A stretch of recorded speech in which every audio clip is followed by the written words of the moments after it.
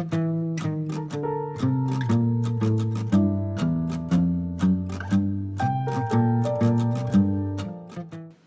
would like to start by clarifying a little bit the title of my presentation. For those who are not familiar with the term Herstory, it's a pun with the word history, stemming from the feminist critique to mainstream historiography, which has focused actually on men, so that mainstream historiography is really, literally, his story.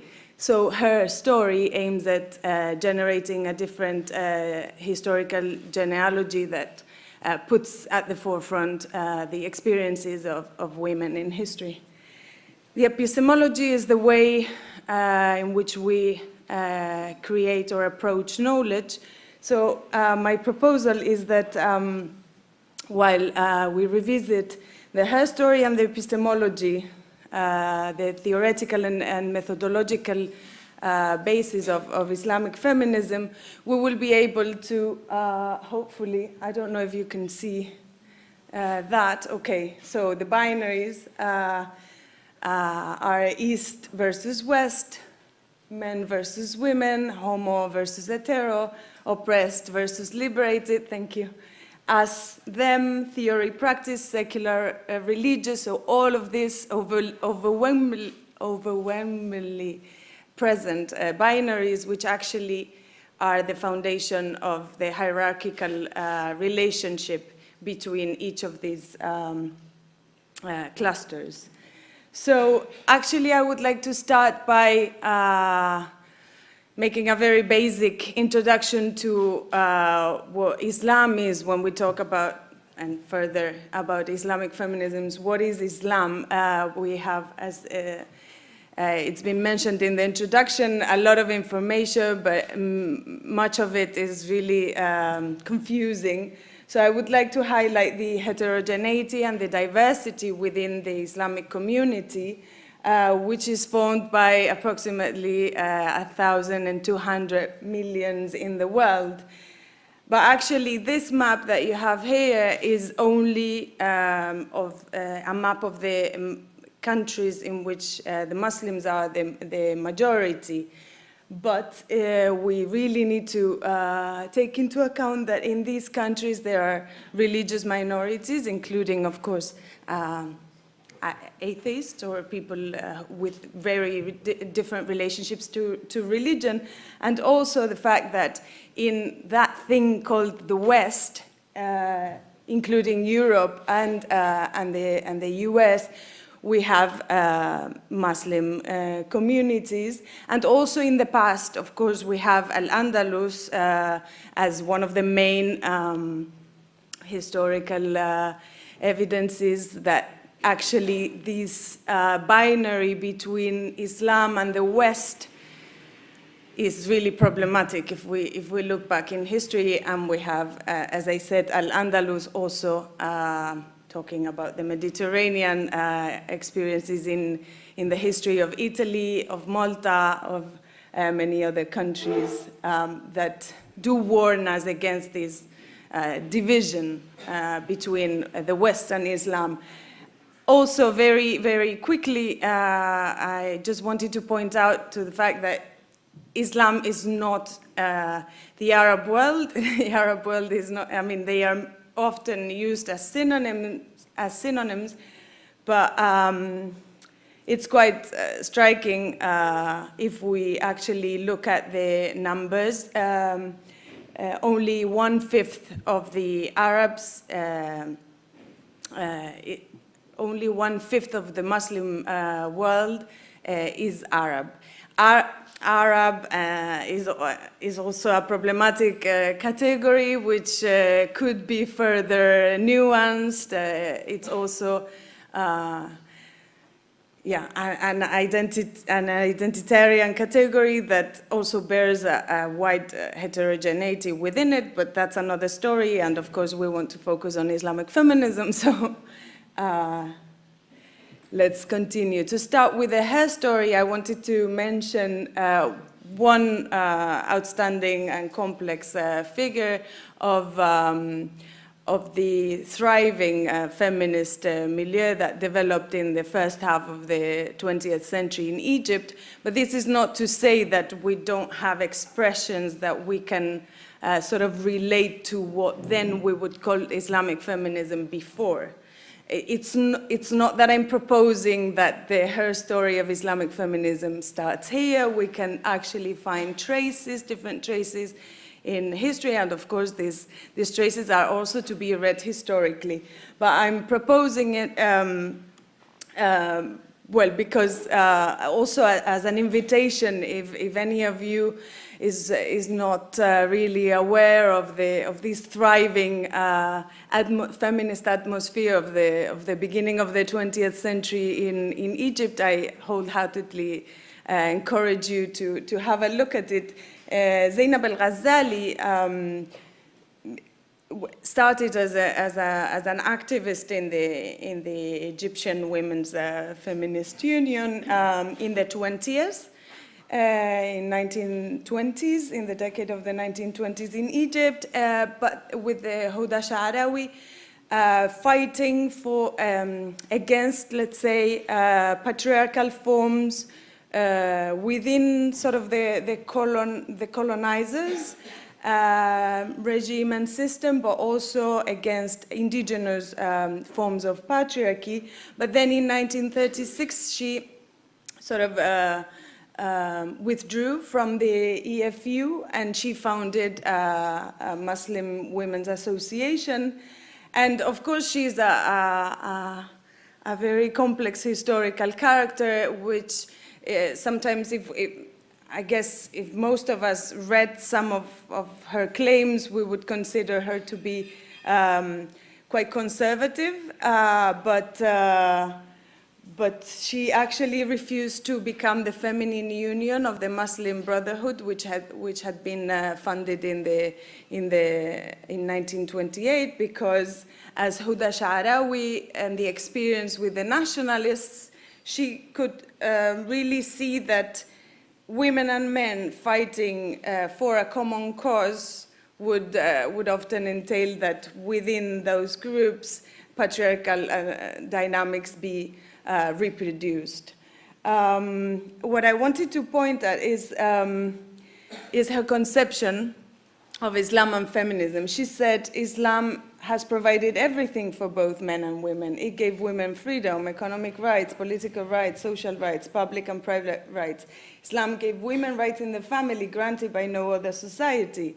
In Islamic society, it is a grave error to speak of the liberation of women. The Muslim woman must study Islam, so she will know that it is Islam that has given her her rights, all her rights. So actually, Zainab al-Ghazali might consider that talking about Islamic feminism is actually redundant, because what she's pointing at is at the fact that Islam is already essentially feminist. Let's go on with her story to further clarify this basis of the theoretical grounds of Islamic feminism.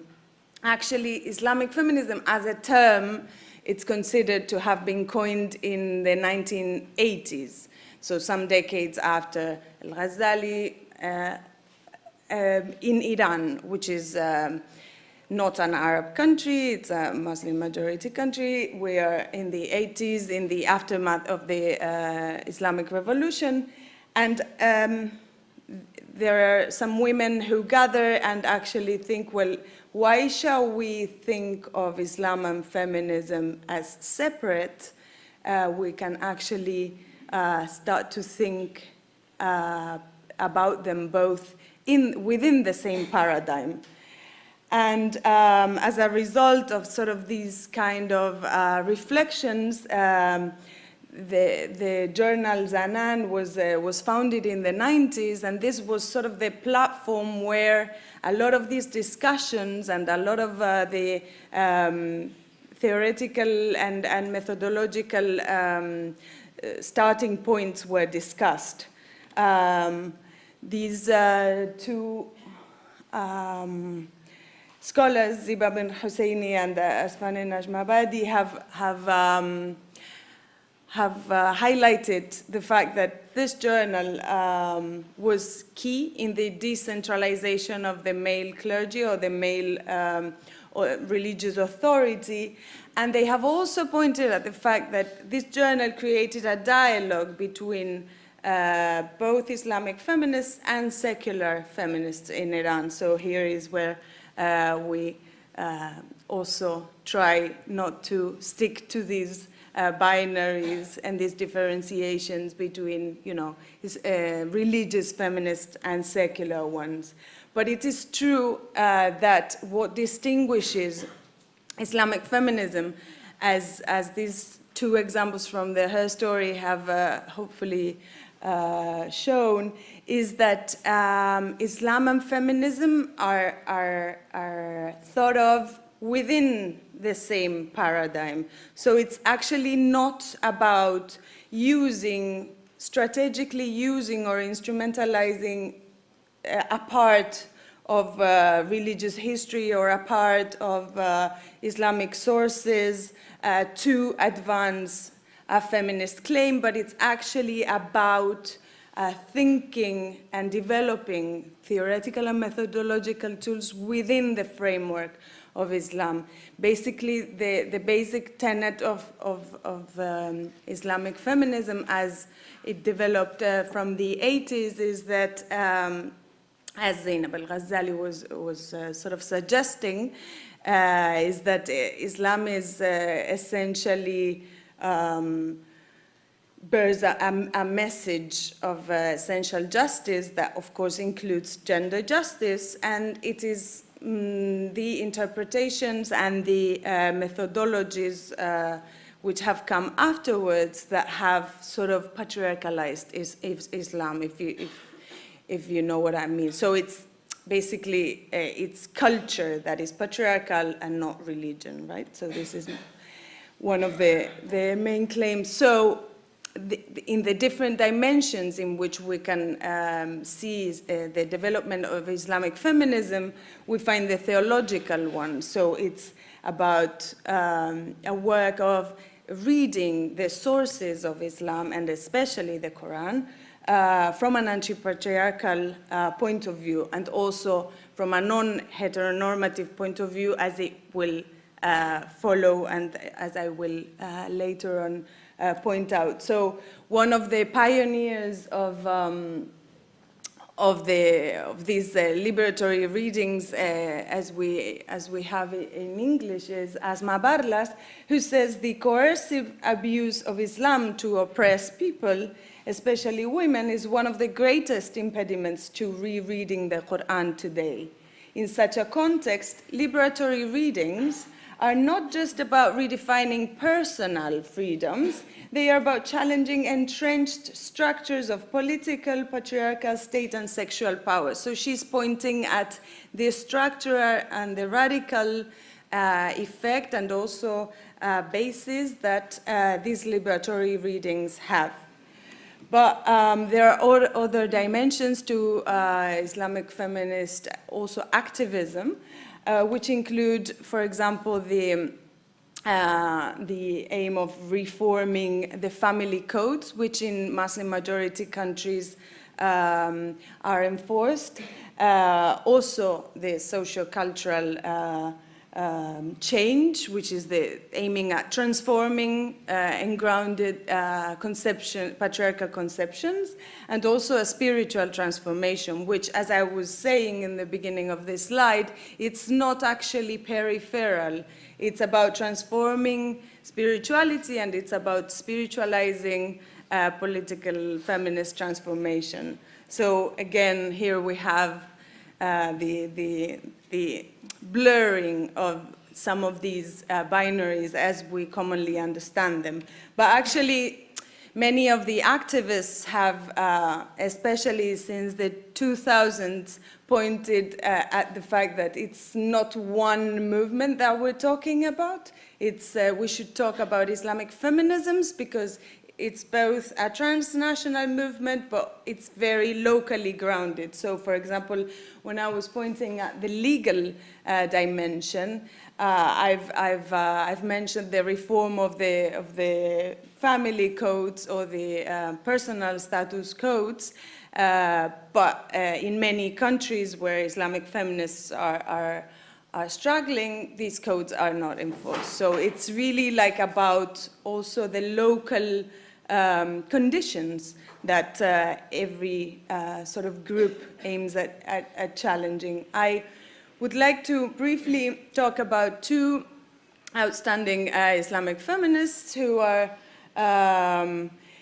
important, and I think will hopefully also make an introduction to Shirin's talk afterwards. The first one is Amina Wadud. She's an Afro-American woman who was the first sort of out of the closet imam or leader of the communitarian prayer, which she performed in a church in New York City in 2005. There's a lot of information out there about this, so I won't go into that. What I wanted to mention about Amina Wadud and her work is sort of her methodological heterodoxy, her proposal of gender jihad is about actually challenging classical ways of reading and of interpreting Islamic sources, and especially the Quran. So what Wadud proposes is that gender justice has to be an interpretive filter. It has to be the glasses with which we read the Quran. It's not something, you know, that we can adapt to. I mean, this is very complex. So basically, what I want to highlight is the fact that from sort of the beginnings in which discussions emerge about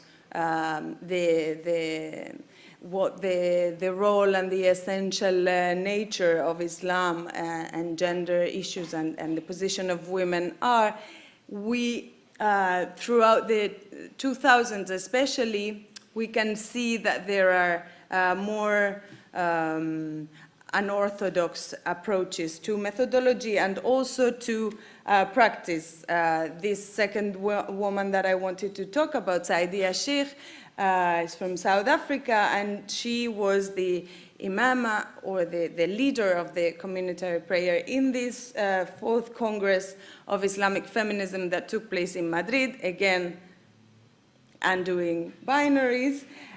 She, in her khutbah or the sermon, she used a feminine pronoun to refer to Allah instead of the masculine, which is the sort of normative and mainstream.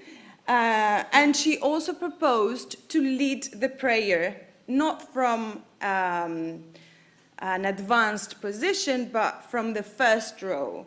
She said, so what I'm trying to point at is that sort of from proposals of female imamate, we can see feminist forms of leadership in both theory and methodology and practice.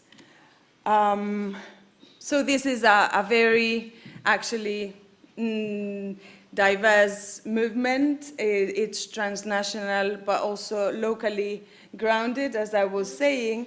And there is also, I wanted to point out to queer Islam and queer readings and non-heteronormative readings and practices of Islam, and I have put some names which I don't know if you can see because I have been playing with the colors for the presentation to be more dynamic, but I think it's been really a failure. So you have Mumin Rahman, well, you have my email, and I can forward you whatever interests you, because it's very, really necessary, I think, that we also get an understanding of queer Islam. And just to end with a funny note, I wanted to also say that it is also Islamic feminists are also very active in the social media, and so they make these memes against sort of the musulmachos, as they call them, who say el feminismo no es necesario en el Islam. Nosotros podemos decirles a las hermanas dónde rezar, qué leer, cómo actuar, qué usar y cuándo opinar. And then we also have the Islamophobe feminists who say deja de actuar, whom the Islamic feminists address and say deja de actuar como si tus opiniones machistas fuesen la verdad sobre el Islam que desconoces. So, yeah, I think this is it. Thank you very much.